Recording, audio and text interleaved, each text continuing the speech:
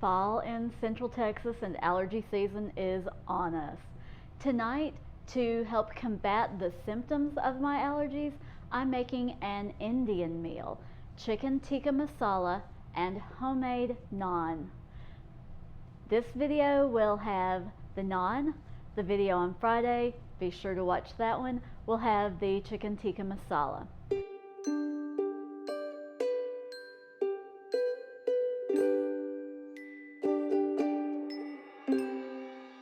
So let's get started making our naan.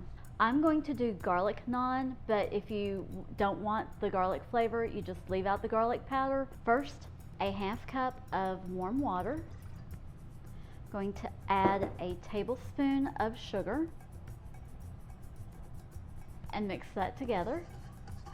All right, so to my water, I'm going to add 1.5 teaspoons of active dry yeast and give that a quick stir. Now I'm going to let this sit for about 10 to 15 minutes. The yeast is ready, so let's go ahead and move on. I've already attached the dough hook because, as always, going to let the mixer do the job for me. This is down, locking it in place, and very carefully turning it to stir. Going to add a tablespoon and a half of milk,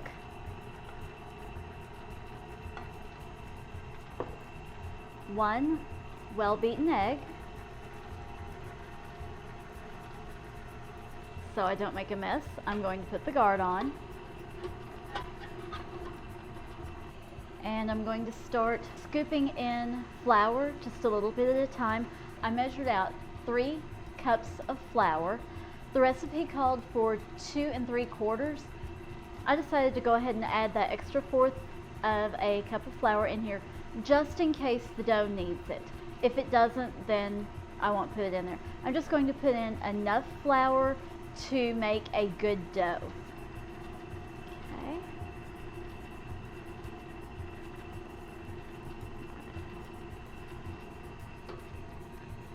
All right, there's the first little bit of flour. And now I'm going to add to that a teaspoon of salt and a half teaspoon of garlic powder. Like I said, I want to make this a garlic naan, so I'm adding garlic powder into the dough to give it that flavor all the way through. All right, time for a little bit more flour. Okay, and now a little bit more flour. Okay, the dough has finally formed together. I'm going to turn this up to about 4 and let it knead for 5 minutes.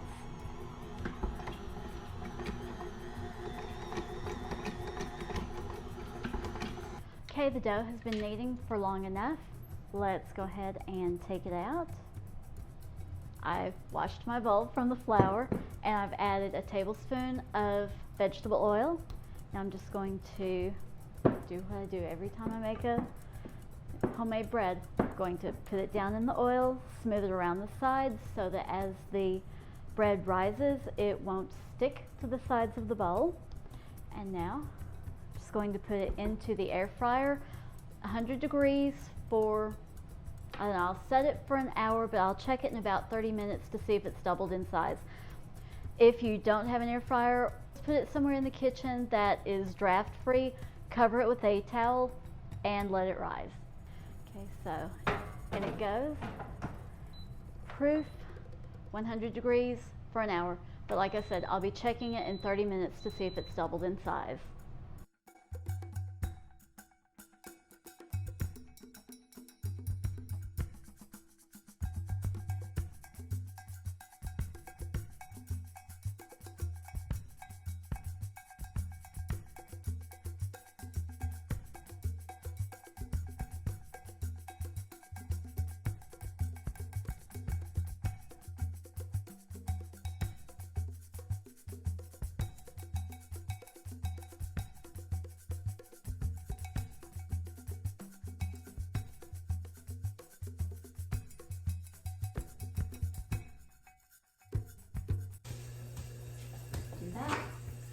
Trusty rolling pin.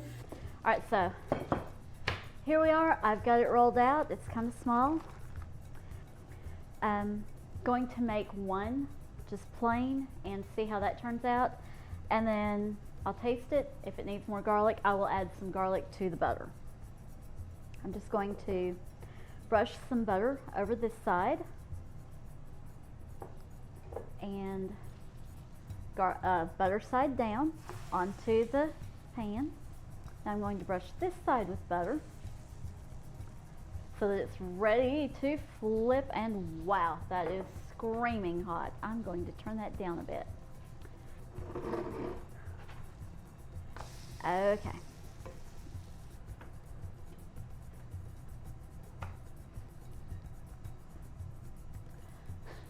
This is my first time making it. I don't know what I'm doing. It looks, other than this really dark spot here, it looks kind of yummy. I'm going to take it off and I'm going to cut into it just because it's so hot from being on there.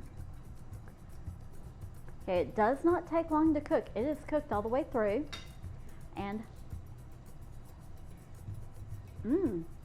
chewy, tasty, similar to what I buy at the store. I should have put more garlic powder in the dough when I made it. So to make up for that, I'm just going to add more garlic powder to my butter. And we'll just paint that on and keep going. All right, here's the next one. Ooh. Have all of your discs rolled out before you heat your pan, or because when one finishes, you don't really want to take a lot of time rolling out the next. You want to have it ready to go immediately. Wow, and that cooks really fast.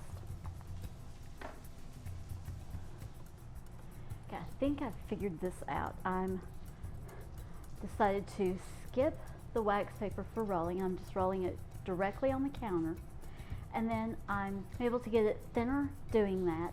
Then I'm painting this or brushing this just lightly with some garlic butter before I cook it, and then just another quick little brush over once it's done, just to make sure that it has plenty of garlic flavor.